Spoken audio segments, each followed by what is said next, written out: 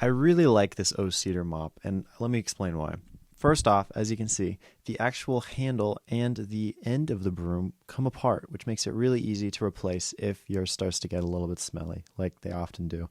If sometimes you forget to, dry it off.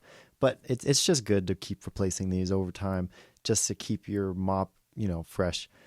The other nice thing about this is that the mop handle actually can get bigger and smaller. Now, the container itself can spin. So the whole purpose of this is you take the mop, you put it in there, and you spin it. And it actually will shoot some of the water off, allowing you to mop the floor with less water on the mop. And the reason you would want this is it actually prevents your floors from getting super, super wet. So as you can see, this is where you're actually going to fill up your water. They got a little cap on it. Very nice. The handle is very sturdy, very heavy, very nice. I think they did a great job with the handle.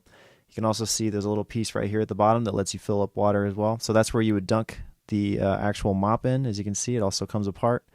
Overall, amazing design. Very simple design, but just a truly good design. I like it.